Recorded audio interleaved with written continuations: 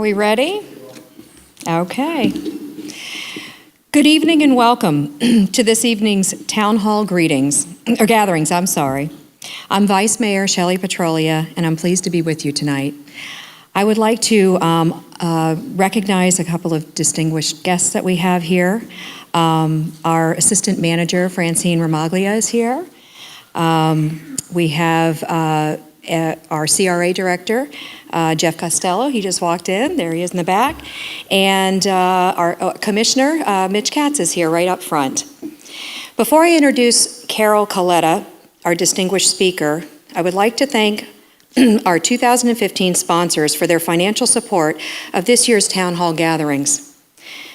Delray Beach Community Redevelopment Agency, Delray Beach Downtown Development Authority, and the Florida Chapter Congress for the New Urbanism. I would also like to recognize our partners, including Abacoa Partner for Community, APA, Florida, Treasure Coast, and Broward Sections, the Arts Garage, Cafe Luna Rosa, Delray Beach Public Library, Florida Atlantic University, the Greater Delray Beach Chamber of Commerce, Palm Beach County Planning Congress, Treasure Coast Regional Planning Council, and the West Atlantic Redevelopment Coalition. Finally, I would like to also thank the team of the Delray Beach Center for the Arts for being our gracious host this evening. At the conclusion of Carol's remarks, there will be a brief Q&A and light refreshments provided by the DDA. Okay, this is on to Carol. Carol has been referred to as one of the nation's leading thinkers on the evolution of communities. She has written and spoken extensively on the future of cities and how communities develop, attract, and retain talent. Her creative approach to engage communities has been foremost in successful city development. Carol is also no stranger to the City of Delray Beach, since she was the author of Cultural Delray Beach, Creative, Authentic, Intimate Plan, issued in 2006. Currently, she serves as the Vice President of Community and National Initiatives for the John S. and James L. Knight Foundation. This private nonprofit is dedicated to supporting transformational ideas that promote quality journalism, advance media innovation, engage communities, and foster the arts. Prior to this, she was a director of Art Place, a unique public-private collaboration to accelerate creative placemaking in communities across the country, and has served as the president and CEO of CEOs for Cities, a national network of urban leaders. It is my pleasure to welcome to stage Carol Coletta.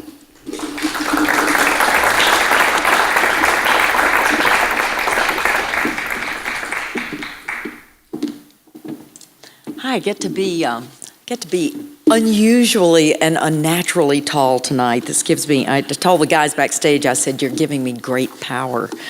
It's appropriate for the NBA playoffs that I can be tall. Okay, so Capitol, I want you to know, if you don't remember anything I say tonight, here's the one thing I want you to remember, literally. This is it. You can go home after I say this. All right, so Capitol follows talent, and talent follows place. And as I say, if you didn't remember anything else I said, remember that, because that's really the key to successful communities. And it is, and I want to talk about that tonight for a few minutes, but it's a great pleasure to be back in Delray Beach, where as you noted earlier, I worked on a project with your city leadership almost 10 years ago. The project was Cultural Delray Beach, and it was launched just as the Creative Cities movement was getting underway. All of us who were part of that movement, and there were many people here in your community who were part of that movement, remember that, we were excited about that message, I think, because it was both inclusive in a way that an economic development message had not been before, and it was it was focused, for the first time, it was focused on quality of place, connecting quality of place to the economy and to economic development. And that all grew out of Richard Florida's book, Rise of the Creative Class. And I think it was important because he controversially called talent the creative class. And in fact, if you read the book carefully, you realize that what he meant by creative class was really people with a college degree for the most part. And that is highly correlated with per capita income in communities. And so we all felt like, and those of you who've been on this journey for about a decade, I think we all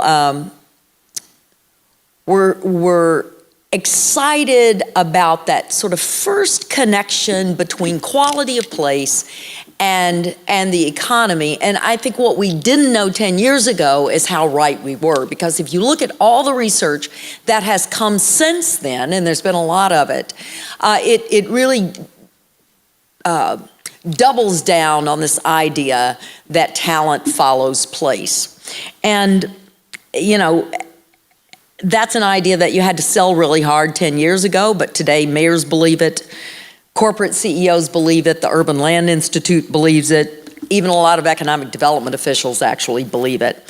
So I want to use the next 20 minutes or so and just to give you the backstory on this, and I think why it is critical right now for you here and for people elsewhere to make quality of place a priority for your community. And I think, you are in a favored position. We were talking about this earlier. You're in a favored position here because I think you have uniquely invested in quality of place here. And I think one of the challenges is, as growth continues, can you maintain that? And I want to make the case for why it is absolutely essential that you maintain that. First, I want to just say a word or two about the Knight Foundation, where I do work.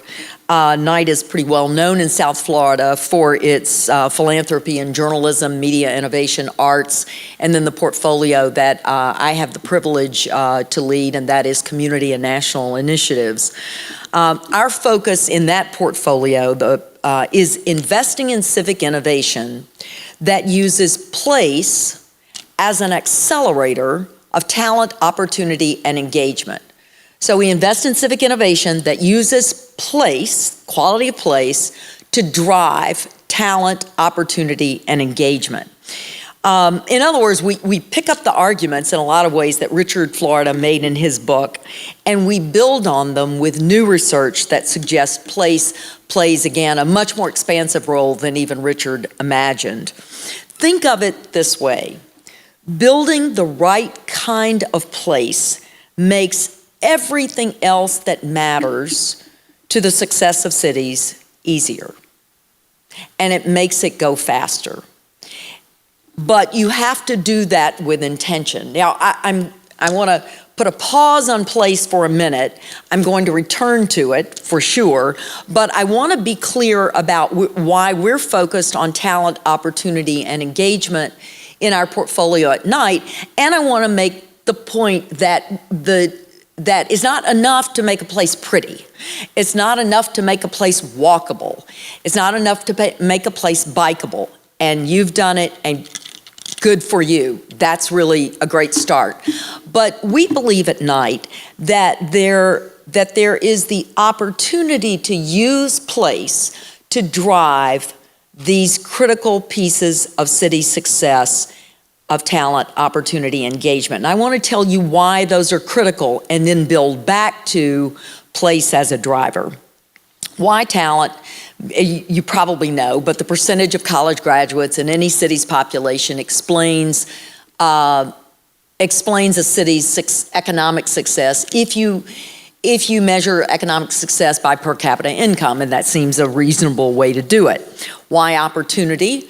Well, I think that's pretty evident. The American dream is fundamentally rooted in the idea that no matter the circumstances of your birth, you can move up in life.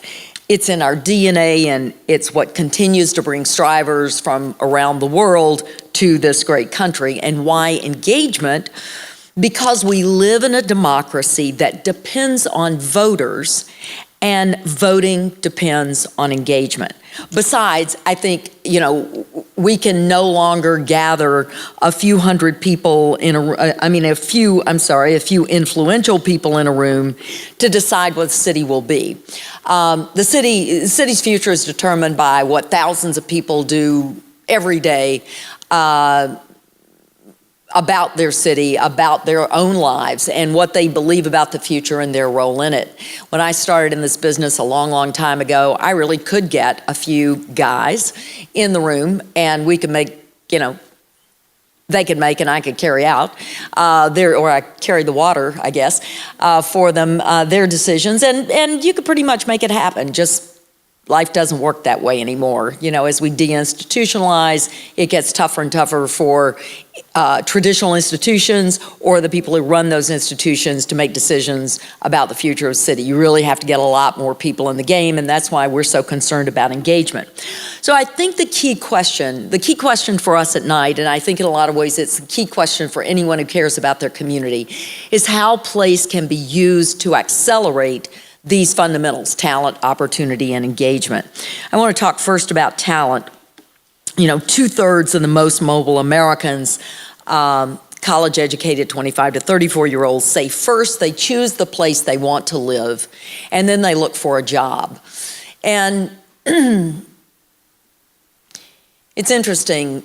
We did that piece of research, 7, 8 years ago, I guess, at CEOs for Cities. We repeated it recently at night and found almost exactly what we had found 8 years ago, but just slightly more. So when a young person is deciding where to locate, they're looking first at place. Now, if they can't find a job, do they move? Not always, but that first consideration is place for 2/3 of young people.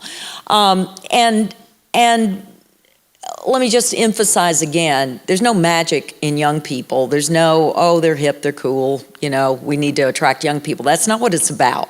It's about the fact that young people are the most mobile people in our society. The more college education they have, the more mobile they are. And so if you are at risk of losing people, or if you stand to gain people, you generally will do it while they're young. Now, I know Florida beach communities in particular, have a little bit of a different demographic trend going in terms of, we have an opportunity to catch people when they're older and retiring as well. And that's a good demographic. We all want them. A lot of ways they're cheaper. They don't have kids to educate. Great. But in terms of powering an economy, that young demographic is really important. And so, if you don't have the kind of place that appeals to a young demographic, you're really at a disadvantage. So you need to understand what kind of place are they looking for. It's quite interesting. Based on their behavior today, they are choosing denser, more walkable, more vibrant neighborhoods that are closer to the core of the city. In fact, college-educated 25 to 34-year-olds today are more than twice as likely to live within a 3-mile radius of the central business district. And so they're really flocking to the core and the kind of lifestyle that the core city offers. And that is a dramatic shift over the last 40 years of that behavior. And there's nothing that we can see today that is slowing on that count. And as you well know, as young people have moved to the core of the city, what's happening is a lot of times their empty nest parents are following them because it's a more convenient lifestyle. And so I think it's such a strong, if you combine those two things, saying that 64% of young adults say first they choose the city they want to live in, then they look for a job, and then you look at where they're moving in cities to the core. I think it's fair to say today that place sort of stands right beside education as the dominant accelerators of talent. Now, you have to have education to develop talent. We all know that. We're all investing in that. I think where we are underinvesting and underappreciating is the power of place to drive talent. And combined, I think, with culture. So the effect of place on talent is very clear, it's very compelling. How place accelerates opportunity, I think, is not so obvious, but it's fascinating, it's critical, and it's a subject of intense interest to us at night. There's new research out from a guy at Harvard, Raj Shetty, and his team that shows essentially that one of the 3 key factors in people being able to have intergenerational economic mobility, in other words, being born in one life circumstance in terms of income and moving up income status, intergenerational economic mobility, one of the 3 factors is what we call economic integration. Sounds wonky. It's not. It simply means people of different incomes living in close proximity to one another. So instead of all the poor people being segregated in one part of the city and all the rich people being segregated in another part of the city, this is where you have people of different incomes living in close proximity or using civic assets like this to bring them together. It's the reason I think downtowns are so important. And when you think about why that is, I think the answer gets pretty obvious. Poverty is tough in America, but concentrated poverty is far worse. Concentrated poverty just intensifies all the negative things associated with poverty. Poor schools, poor job options, poor networks. So I think a new and urgent challenge for placemaking in America is this. How do we get people of different incomes to live in close proximity to one another so that they share more of the public and private realm together on a daily basis? It's not happening today. In fact, if you look at research over the last 40 years, and we have about where what's happening in poor neighborhoods and how people are living in cities, the fact is we're living farther apart than ever before. That is a dangerous thing in America, and we have to find ways to overcome that. We're not going to overcome it in the ways that we've tried in the past. You're not going to force anybody to do anything. People are not going to be forced to go to school with somebody that they don't want to go to school with. They're not going to be forced to go, to live next door to somebody they don't want to live next door to. It's just not the American way. But what I think we can ask through placemaking is how do we make it delightful? How do we make it appealing for people of different incomes to live in close proximity? It's interesting, if you look at what companies do, and I know that, I can decide who works for me, right? So yes, there's an entryway in companies that does not exist in cities. We know that. But if you look at what companies are doing today, companies are trying to make they're trying to make their campuses more like cities where people mix on a daily basis, where they run in, where they have serendipitous meetings. And you can see that all over Silicon Valley. You can see Silicon Valley companies relocating to San Francisco to be in an urban environment. So part of our challenge is to think about how to make diversity and the serendipitous meetings between diverse people a daily occurrence in our cities. I think it's hard. I think we don't know the answer to how to do this, but if we can figure it out, I think we unlock enormous economic opportunity for Americans.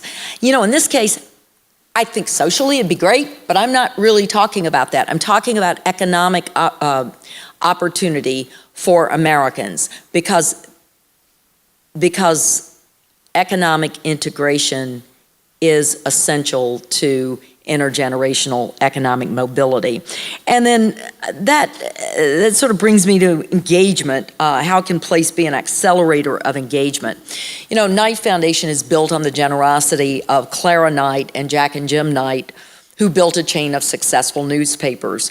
And the foundation is built on the belief that informed and engaged communities are essential for strong democracy. And as befits our legacy, we've spent a lot of time and made a lot of grants in service to the idea of engagement and trying to understand what that really means in contemporary America.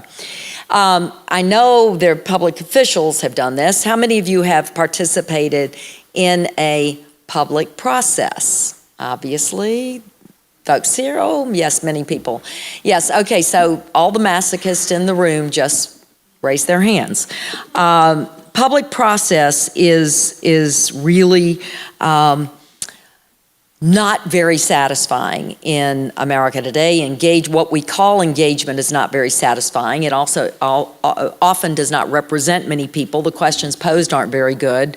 I'm on a couple of public boards in Miami, and it's probably the worst 4 hours I spend every month because it is so frustrating, and a lot of that engagement, if you will, is codified by law now.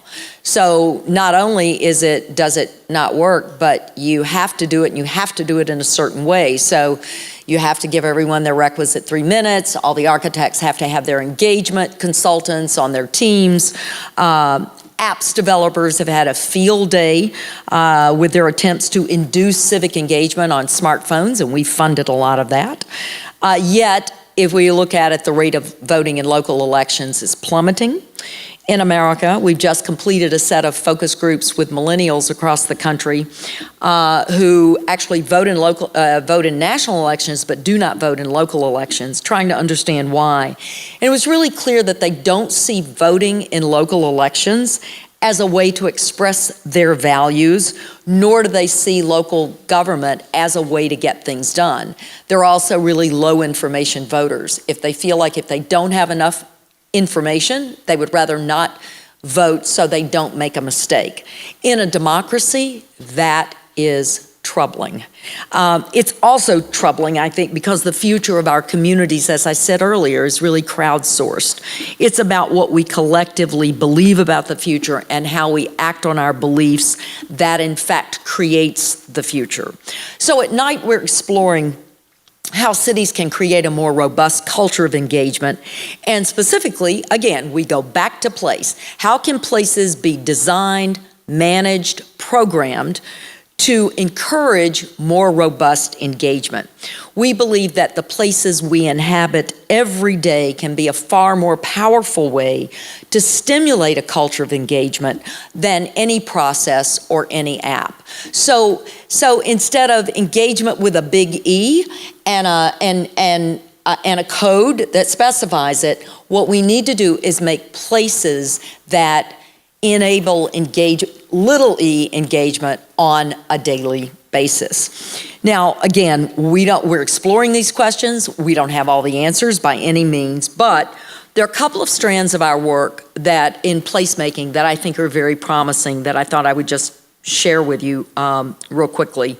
Each one attempts to tackle at once all three ingredients of civic success: talent, opportunity, and engagement. And each one focuses on place as accelerators of those three factors. The first initiative is called Public Life, Public Space. Our primary investments to date in this area have been with 880 Cities, headed by Gil Penalosa, who headed the Parks Department in Bogota, Colombia. This is a group that 880 Cities. Has Gil ever been here? Has Gil ever been? You should have him sometime. You should have him on this series next year. 880 Cities means cities that work for people who are 8 to 80. And if a city works for people who are 8 and 80, they probably work for all of the rest of us, which I think is really smart. So it's all about calming the traffic, getting people out, walking, biking, meeting with each other, making a more convivial public space, and they're doing a great job. That's one of the investments in that, under that initiative. Another one is with Gale Institute, many of you have been to, I'm sure you've been to New York in the last few years, seeing the pedestrianization of Broadway and Times Square, and really amazing transformations. If you saw them before and after, it's hard to believe you're in the same place.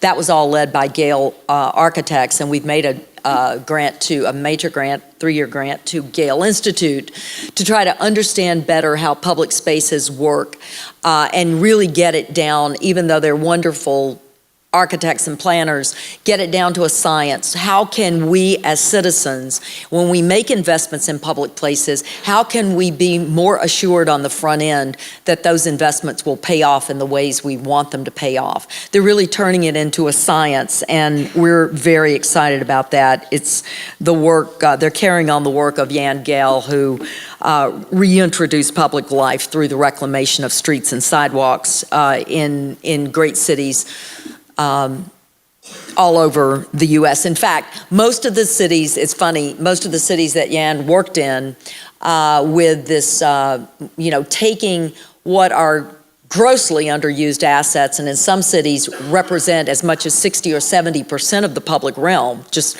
streets and sidewalks, which is incredible when you think about the asset we own that is going underused. In the cities where he's worked, they are now mostly all the cities that are at the top of every global city list. Whether you look at the one that Mercer does, whether you look at the one that Monocle does, there are PwC, there are a number of them. Gale has worked in almost every one of those cities. So this, when you think about that work, and making, public space, public life, again, it's great socially, it's convivial, it's wonderful to live in, but it's paying off in economic terms. It's paying off by putting those cities, Melbourne, Copenhagen, Sydney, at the top of the best cities in the world. And I think that's a very different way for cities to compete today than, again, 20, 30, 40 years ago. And we've also invested in the work of Theaster Gates. Many of you may have heard of Theaster. He's been to South Florida several times. He's an artist working out of University of Chicago, using art and artistic programming to transform the most unlikely places in disinvested neighborhoods into compelling attractors of people across cities, and particularly Theaster's work has been on the south side of Chicago. And I think that Theaster's work exemplifies the power of art to change outcomes for places. If the art is ambitious enough, if the programming is ambitious enough, if it is ambitiously integrated into the life of a city, it is amazing what can occur, and Theaster's work is a great example of that. So we're testing a hypothesis that in its simplest form goes like this: providing people with appealing ways to live life in public, to be, if you will, in the company of strangers comfortably, even delightfully, will result in more engagement with others and more stewardship of communities, something Gale is looking very closely at, the stewardship. And if communities can create that kind of public life, the result will be places that attract and retain more talent and create opportunity for all. So that's the picture for us. We're doing a lot of testing around that hypothesis now. It's a really simple proposition. Make it fun, make it easy for people to get out of their living rooms and out of their backyards and live life together in public with neighbors. It's the way historically we built communities in America. I think in many ways it's the way you have built this community, bravo. And with cities regaining momentum now, after 50 years of decline, I think we have an immediate opportunity to get this right again, and it's an opportunity we really shouldn't miss. The other initiative I want to mention quickly is something we call reimagining the civic commons. If you think about all the civic assets you have in your community, besides the streets and sidewalks and plazas, the cultural centers like this one, libraries, parks, recreation centers, pools, schoolyards, maybe some empty school buildings. Those were the original democratizing spaces in America. But today they are often aging, they're out of date, they are siloed many times in communities, they operate independently from one another. They are often misaligned with today's consumer and citizen interest. They're often underfunded, underinvested, and they're saddled a lot of times with legacy systems that make them sort of clunky and slow. Worse, they're too often serving niche audiences, abandoning their original power to bring people together as these democratizing spaces, as these equal opportunity community institutions. So here we have, this set of underperforming public assets, rich in possibility, but generally very low on the priority list for City Hall. And that's because there are more urgent matters that move to the top. That may be because there are better federal grants or state grants that move things to the top. So if we're going to put these assets on the priority list in our communities, I think we have to have a very different way of approaching these assets and thinking about them. So at night, we're asking, what would happen if we reimagined these civic assets operating in silos, underinvested, saddled with legacy systems, misaligned with today's interests, and thought about them as a networked civic commons? Can we create new value, new opportunity, new magnetism for cities, including for our most disinvested neighborhoods? Can we stir the public imagination with a new civic commons such that it becomes that new priority for our cities? I think it's a really juicy set of questions.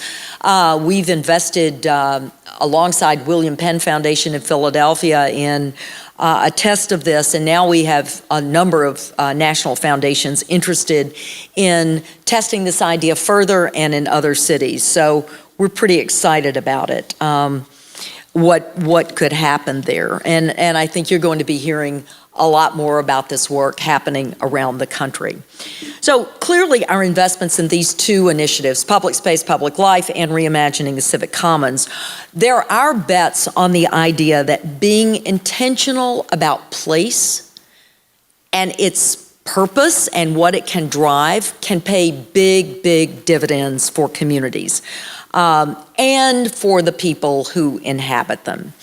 I think that's why the conversation you've been carrying on in this series that ends tonight is so important. It reinforces the value of place and our opportunity to make them work so much harder. I think in hosting this series, you've put place and its value front and center here in Delray. So I look forward to seeing you've built a wonderful community.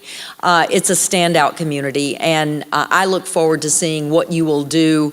I love the fact you're keeping your eye on the ball. You've done so much, but you're not ready to quit because you're continuing to talk about it and make it a focus of your efforts. I think there's something for every city to learn from the work that you've done, and I know that we in Knight can learn from it as well. So thanks for the work you're doing here in Delray, because I think you're setting a standard for all of us. Thanks.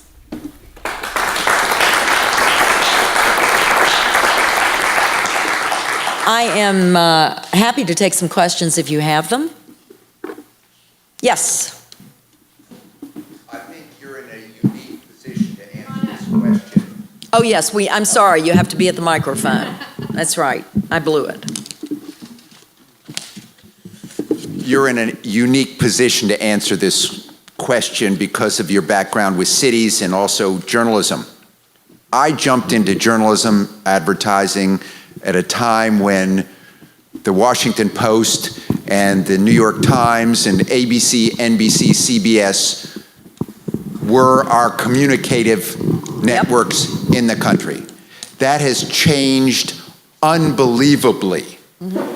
So I want to ask you First of all, I have a feeling that a lot of people believe the internet created the change in the Arab world completely. It wasn't gathering places, it was the internet that allowed these people to communicate in such masses. So my question is really, how do you see the last 40 years of the advent of cable television, cable news, the internet has an effect on the growth of cities? And one other caveat I might say is, when you talk about people gathering in places, it's very interesting. I go to lunch at Duffy's sometimes, and there's a big bar of about 20, 30 people. They're not talking anymore. They're all sitting there playing with their iPads or their little computers or their iPhones, and they're not engaging as much as you would think. If you go to our parks here in the city, same situation. Every single bench, people aren't even talking on the benches. They're just looking at their own places. So please give me your viewpoint, because obviously with your background, you have a lot of knowledge about this. Well, let me say, it's funny you mentioned Arab Spring, because I was just in an email conversation back and forth with several guys today about that, and one of them made the point that it was after they shut off the internet that people gathered in the square, and that's when things began to happen. So I would say that, in fact, the physical place actually began, and the gathering in physical place led to the focus in the world on that, and allowed them to gain power. Now, what's happened since then is problematic, but nonetheless, I think place played a real role in that. I take your point completely about, we have a foot in multiple worlds when we're in public today, and sometimes it's very scary. I was talking to a reporter with Wired magazine about this today, and she was asking me to comment or point her to technology for a story they're doing on cities coming up. And she wanted to know, how's technology being used in cities to make cities more delightful and so forth, and make them work differently. And I said, well, don't underestimate the transportation apps. I know they seem common to you sitting in San Francisco or New York, but they're not common to everyone. And I think the mobility apps are actually really interesting because, for lots of reasons. Among them, though, even the Fitbit, even Argus, which I use, a step counter, ends up making people go out and use their city to build up their steps. I think Facebook, on the other hand, as an example, allows people to have to claim multiple homes, because it's so easy to stay in touch with groups of people wherever you've lived or wherever you have roots. And so I think what's happened, I was in banking 100 years ago, and we always imagine a binary world, right? We're either going to do this or that. And what we end up doing is this and that. We, generally speaking, we add things, we don't necessarily eliminate the old. And I think that's true in terms of occupying public space. It's funny because the guys in Silicon Valley, right, who are all investing in ways for us to do things from home, right, and do things remotely, are guys who need to go to the same restaurant every morning for breakfast so they see each other. Well, isn't that ironic? They feel like they need to be there in the same place with one another. Why are all the campuses in Silicon Valley remaking their campuses? There was so that, again, people are going to run into each other. That's why they've redesigned.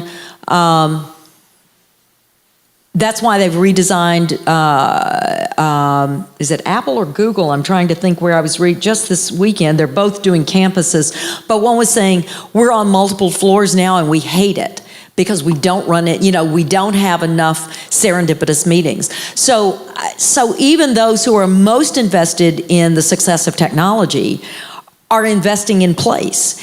And the kind of places that cities typically, naturally offer, where you can run into people. And I say, there's more interest in walking and biking today, than there's been since, before I was born. That was a long time ago. So I think that it is not either or. I think it's both and. And I think that technology is allowing us to span boundaries and increase our world, and yet you're seeing people be more local. If you look at millennials, they're more local than ever. They're more interested in local. They want to put their hand on local. They don't necessarily vote in local elections, which is frustrating because they don't see government as the instrument to affect local, which is really ironic and really troubling, and that troubles me. But it doesn't mean they're not interested in local. It doesn't mean they're not putting their hands on local. So that would be my answer. Thank you. Anybody else would like to ask questions? There's microphones on either side. Just line up. I'd like to ask one though, if I may. We are currently looking at redesigning our local space, our place here, right outside the doors. And in fact, it's so ironic that you're here at this time because we just discussed it. We had a presentation on Tuesday at the meeting, at the City Commission meeting. And it was a very interesting proposal. How do we determine whether or not something is going to be worth the investment on the backside? You mentioned that, but how do we do that so that we know that we're not wasting money? Yeah, it's such a great question, right? Oh God, we've all been, if you've been at this business long enough, we've all been part of some debacle or another. I certainly have. I would go back to first principles always. We're in the midst of producing a guide with Gale Institute right now for mayors, but really elected officials, local elected officials, on how to think about good placemaking. And what I would do is, if I were looking at something, I would take first principles.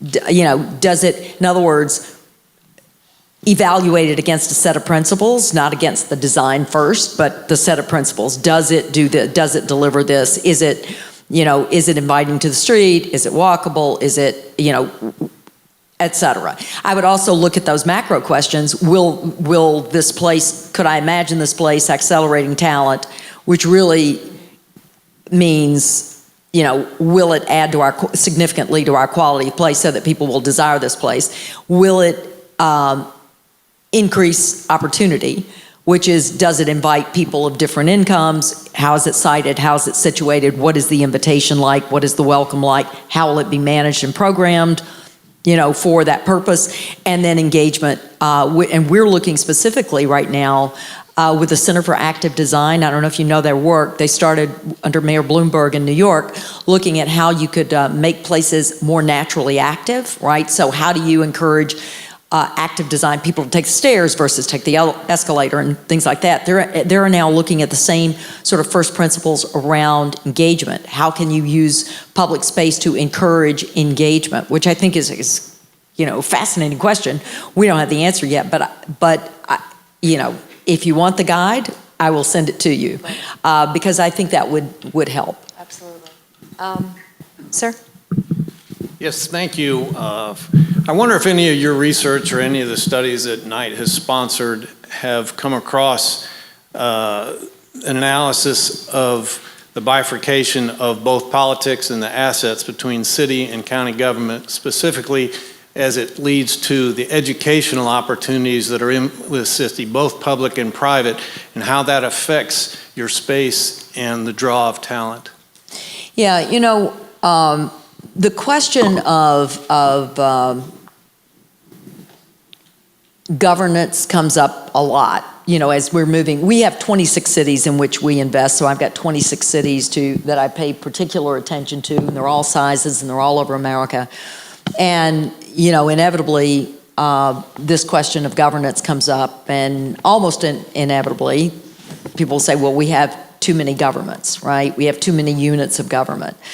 I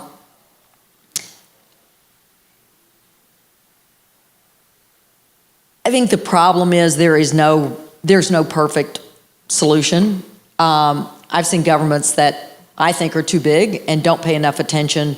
They're consolidated governments that then lose. Excuse me, my point is more to the fact of how the improvement or the integration of the school system, both public and private, into a city will help draw talent and opportunity. Well, okay.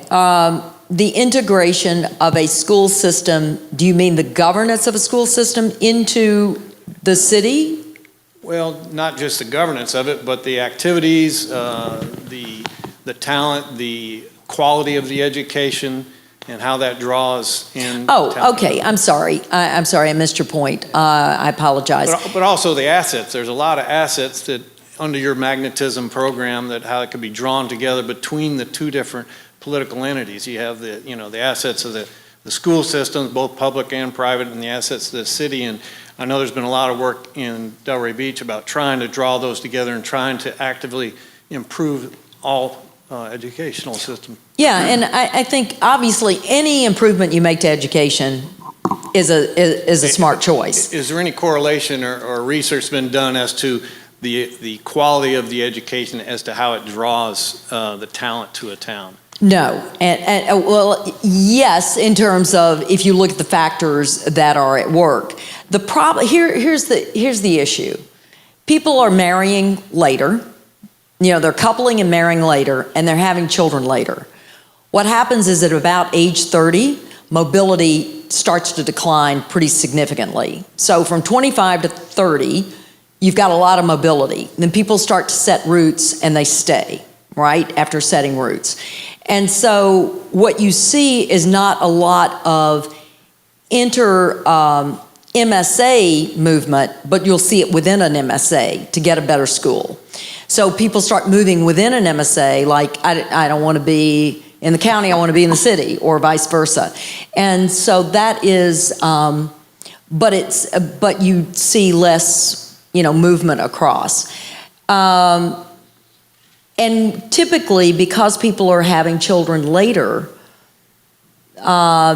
school system, the quality of school system is not as big a factor as you might imagine on the big moves.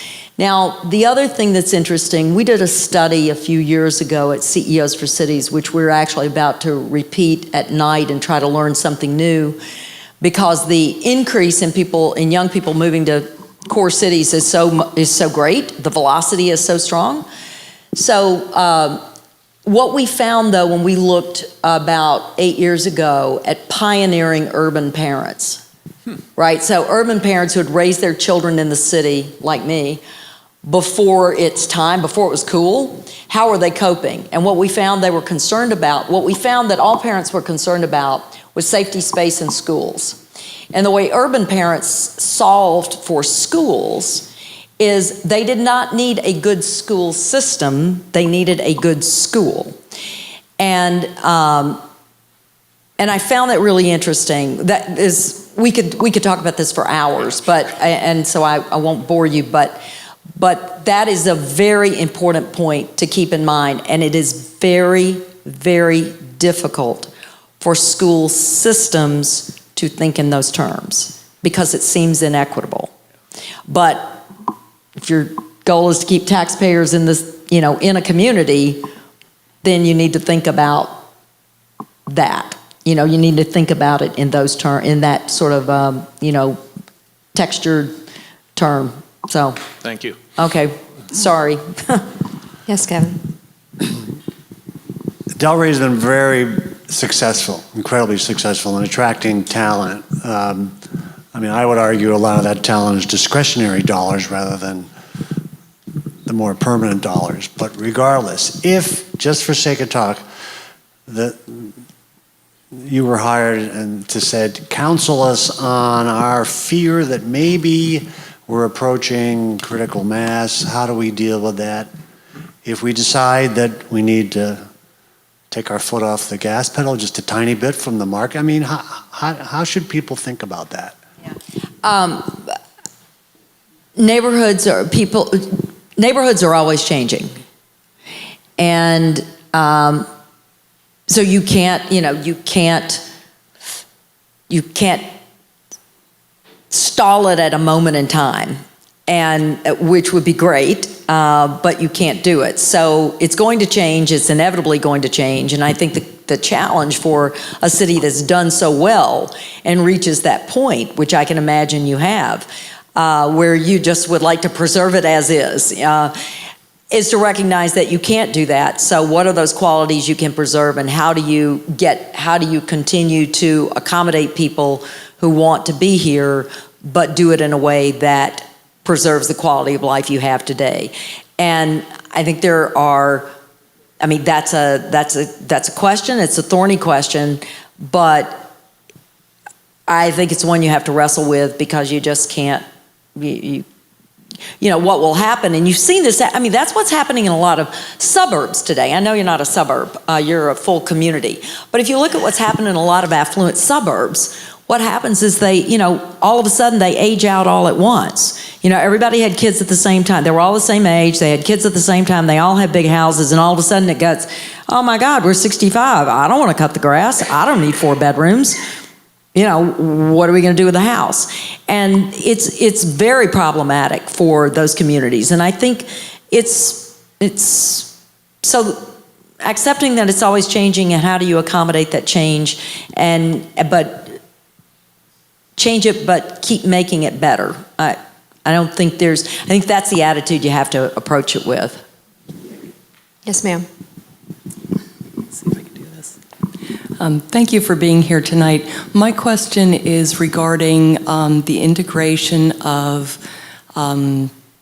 small businesses or home businesses into residential areas. I'm wondering if you have any thoughts on that, or experience, or cities that would be role models for that. In the city that I live, it seems like the ordinances are highly restrictive, and I'm looking at the artists in the city as being an asset, and trying to bring that kind of out of the shadows, and wondering how that mixes, and if there's a movement towards doing that type of thing. Yeah, that's such a great question, and it really points to where we're going in the future. This was actually the background of the back and forth we were having today about Arab Spring. It started with the changing world of work, and whether the projections are true that 40% of American workforce will be independent workers by 2020. There are those projections,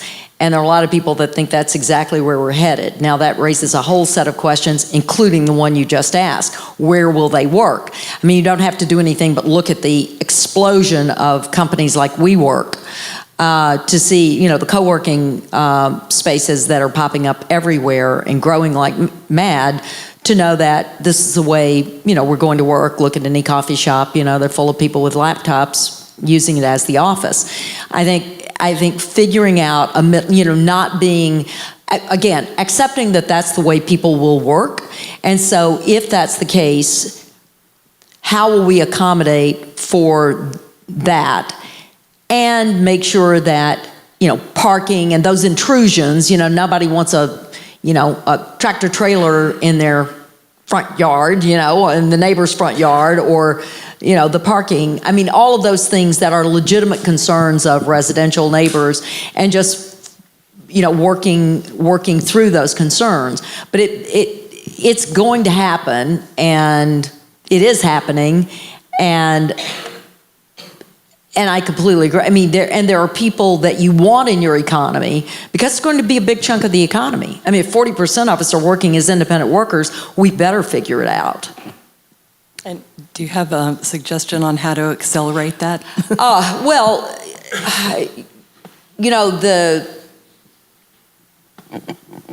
Accelerate the change in rules.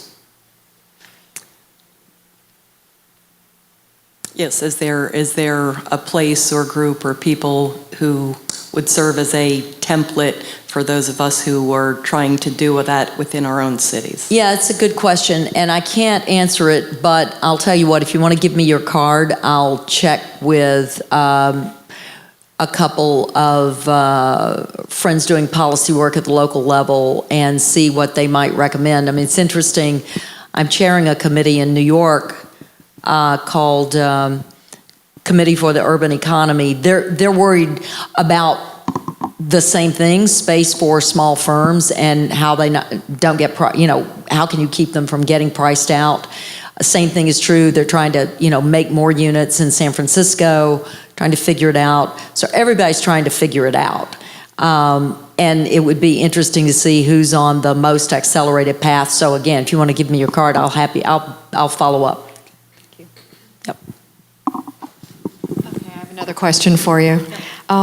We have kind of a unique community here in that we do have a very diverse community that is living very in close proximity to very affluent communities, and it's always been a concern of mine when you brought up that you want to try and bring the communities together and mix and make it so that it's comfortable but one of the things that I've been most concerned about since I've been a commissioner is the intrusion, or I should say, into those communities that are more prone to possibly having people come in, aggregate land, and take it over, and all of a sudden we lose our diversity. So what do we do as a city to make sure that we're not losing that diversity that we have due to the fact that we're growing and the growth pattern is going to be in the downtown areas, and those downtown areas right now are, a lot of our working community and offer that diversity to our city. What policies do you have in place on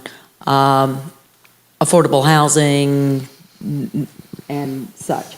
Well, we do have we do have affordable housing communities that are being built and a little further out. We also have our developers coming in and offering, or I shouldn't say offering. We give. There was some give to get more affordable housing. However, the downtown area has kind of eliminated that now because it's we've put some new restrictions into our builds. So that's going to, we're going to see a little less of that, but it's more of the intrusion or the gentrification of certain areas that are possibly going to change the overall, the character that we have grown to love and embrace. So I'm just curious as to how we can make sure that we're protecting that and not, going too far. Mm-hmm. I don't know. Well, again, going too far, it's always a challenge. It's interesting, again, this study that will come out next week called Less in Common looks at 40 years of change in neighborhoods in America, and generally speaking, and I know a little bit about Delray because having worked here, and I know the proximity you're talking about, which is great, and you do want to preserve. What's interesting is if you look at census tract level,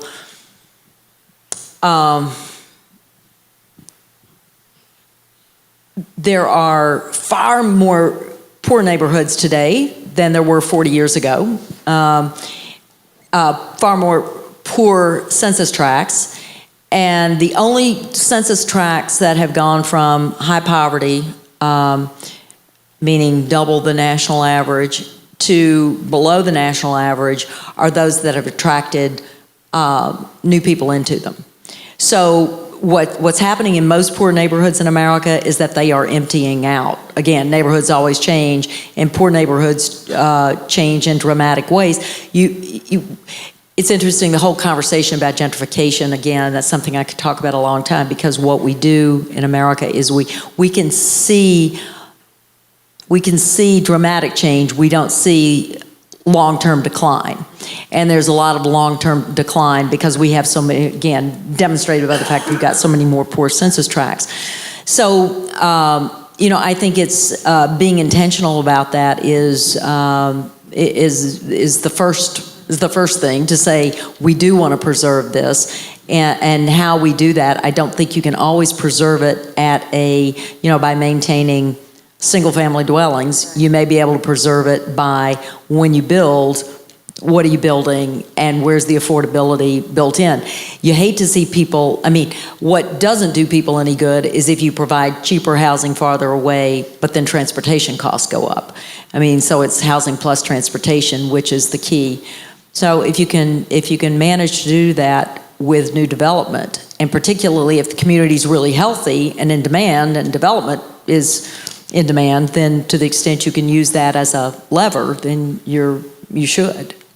Well, the development, one of the things that we kind of discovered is that when we're doing affordable housing within a development, a lot of times they get the cost becomes prohibitive because of the maintenance fees and whatnot. These are buildings that are being put up with all the amenities. So that's been kind of an issue as well, because these properties that were originally, geared towards those that couldn't afford and the exact same place are no longer available. So it's definitely a very difficult, You know about process. the New York controversy.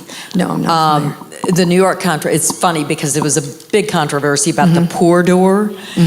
Some of you know about it, where it essentially, though, was a way to handle the amenities question. So the amenities of the building were available to those paying the high maintenance fees, and the pour door was used for, and it sounds terrible, but do you know how many people are on the waiting list of the pour door units? They can't possibly accommodate all the people on that list, and the people living there, for the most part, are actually, seem to be, based on surveys, really happy with the housing. So what do? They eliminated the maintenance fees for those that were part of that? They lowered or eliminated the maintenance fees, but you have less access to amenities. It's very interesting. So, and by the way, that's why a robust public realm, right? A reimagined civic commons provides those amenities to all. We're in a situation today where too many times in too many places, those who can afford to exit the commons do, right? If I can afford to send my kid to a private school, I send them to a private school. If I can afford to join the gym, I join the gym and leave the community center. If I can, if I can buy my books at Amazon, then I don't go to the library, right? So we've narrowed and niched out, I think, in too many places, the people who use the public realm, and then it loses support. In this country, everybody's for Medicare, nobody's for Medicaid. And so, if we treat our civic assets like Medicaid, we lose support for them. So I think these are difficult questions. I don't envy you making the decisions you have to make every day. Because you're not going to make everybody happy, and these are tough questions. There's no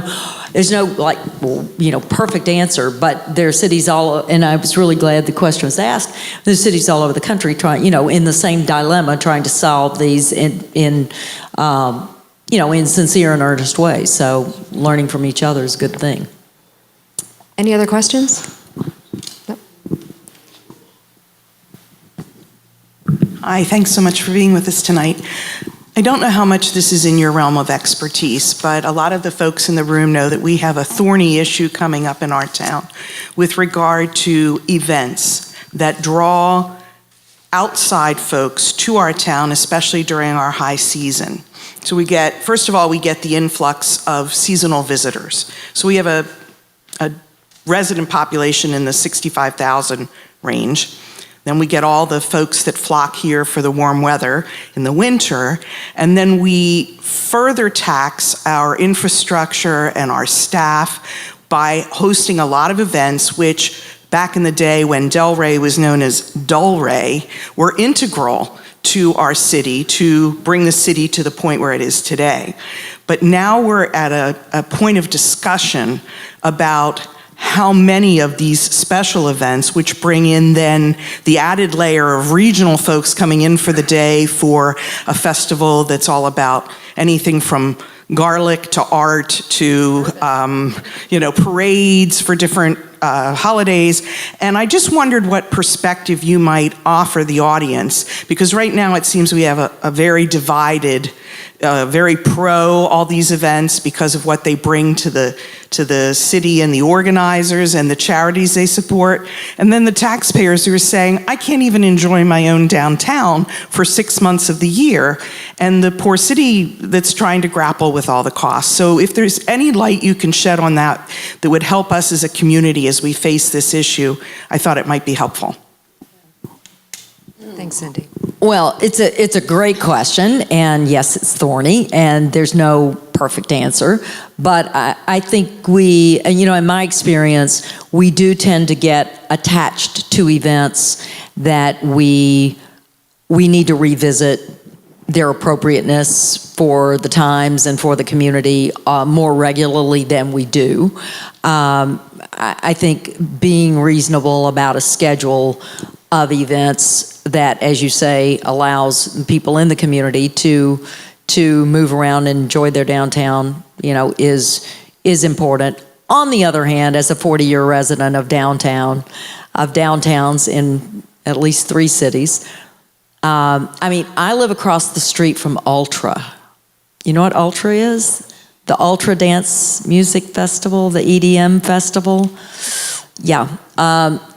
Ultra. But you know what? That's part of what I signed on when I moved to downtown. I didn't move to a suburb. I moved to downtown. And part of downtown is having, a lot of activity going on. That's what you want. The best problem to have as a city is too many people want to come to your town. So don't forget that, because a lot of cities aren't in that position and would envy you. But on the other hand, yes, there must be division. But I would simply say that's what engagement is all about. That's why having a good, energetic public dialogue all the time is about. And I do think there's an opportunity to revisit on a regular basis, because I've certainly seen events that you need to always ask what goal is this serving, and then look at it as a whole. And again, sometimes it's hard to do it because the fragmentation of who produces them and who approves them. But if you've got that centralized somewhere, I think it's helpful. But you never want to make your city too buttoned up and too dull. You don't want to go back to Delray, right? One more. What? Yes, sir. Good evening. My name is H. Ben Frazier, and I moved here from Wichita, Kansas, where there's certain communities in Wichita where we still tip cows. I said that to say this. What drew me to this town hall meeting tonight was the driver, Delray being the driver of the competitive advantage. I said to myself, what in the hell is that? And then the other thing, when I walked in, I apologize for being late. When I walked in, I asked myself, does the speaker have any experience with the multiculturalism that's taking place in America today in terms of the diversity that's really happening? And for those residents of Delray that has been here for years, this particular community section, Palm Beach County, is one of the major incomes is tourism. And you're going to lose your downtown for 9 months of the year because tourism is a revenue generator. But being over on Lawson, at times in the evening, it's kind of like you have to know what time to go where you need to go.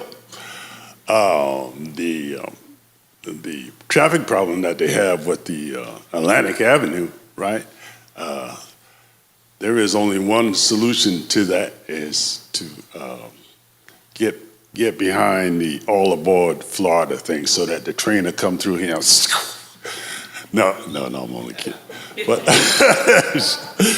I think Delray is the leading community when it comes to having that competitive advantage in terms of giving a municipality an advantage on what's happening in you.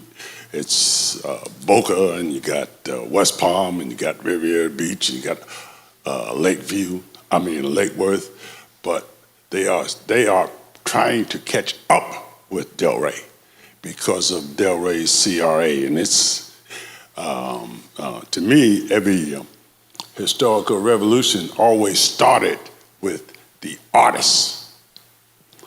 And then once the artist starts to display their wares or perhaps want to begin to get into industrialization, and I heard you mention something like that, there's a product,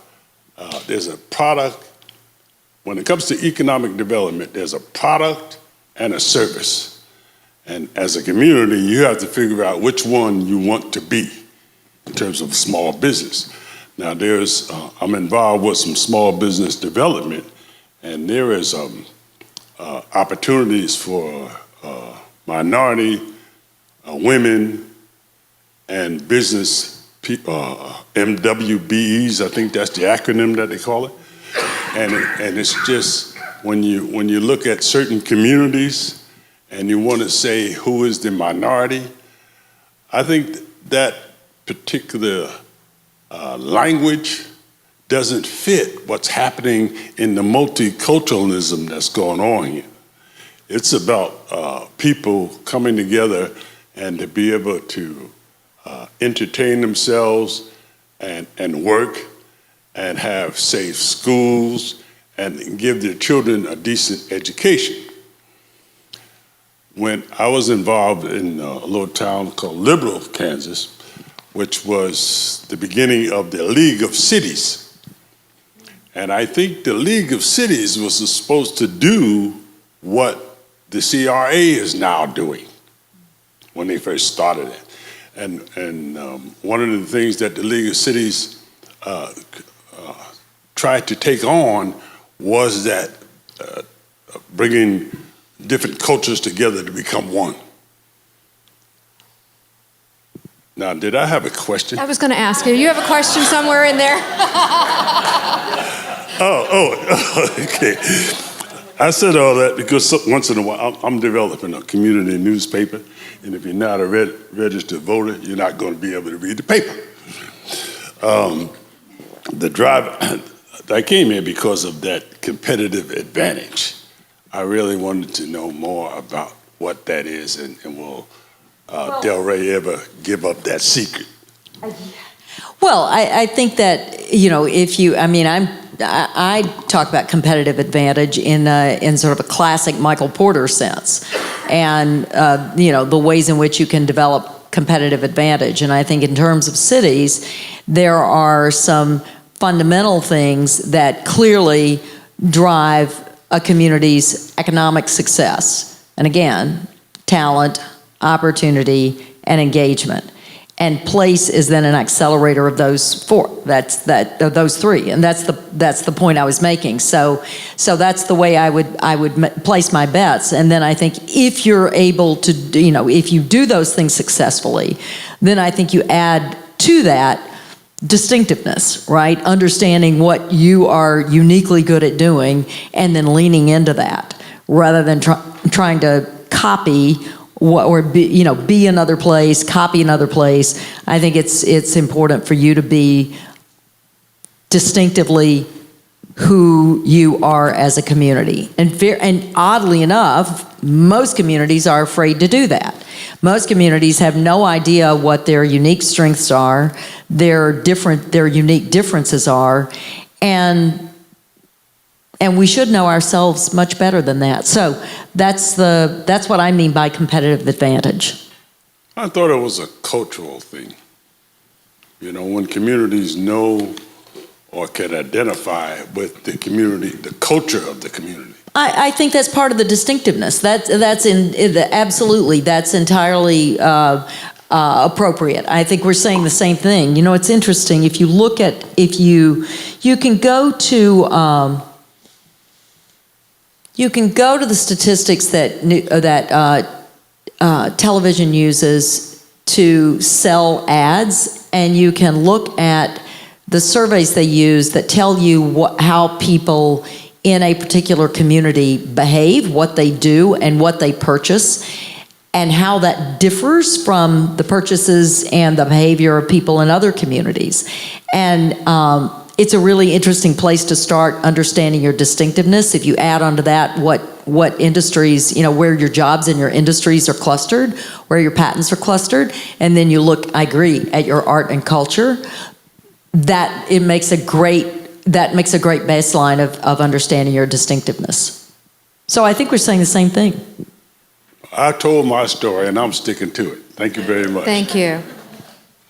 Okay, I think we are probably ready to close things down, and I just wanted to say thank you to Carol for such a wonderful and informative presentation. It certainly has been thought-provoking, a town hall series overall. This year we were able to learn from Fred Kent in his quiet revolution to transform Delray Beach. We had Charles Morin and Joe Minicozy, The Wealth of Cities. We really enjoyed Peter, Kageyama, What Makes Cities Lovable, and Lindsay Thompson was the fourth, you are the fifth, from Johns Hopkins, and she spoke about livable cities in a better world.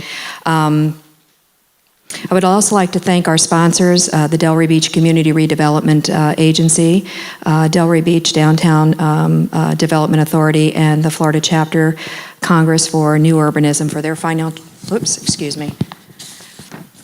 financial support this year. Thank you also to all the partners who are listed in your programs. This concludes tonight's program and this season's Town Hall Gathering series. Please join us all in the library for some light refreshments provided by the DDA. Thank you all for coming, and have a great evening.